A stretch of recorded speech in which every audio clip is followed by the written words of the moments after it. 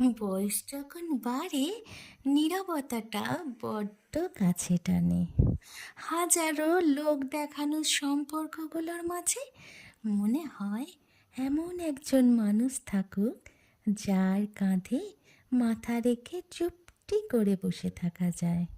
শতাধিক লোক দেখানো বন্ধুত্বগুলোর মাঝে মনে হয় এমন একজন বন্ধু থাকুক, যার সাথে মন খুলে কথা বলা যায়। বয়স যখন বাড়ে, নীরবতাটা বড্ড কাছে টানে।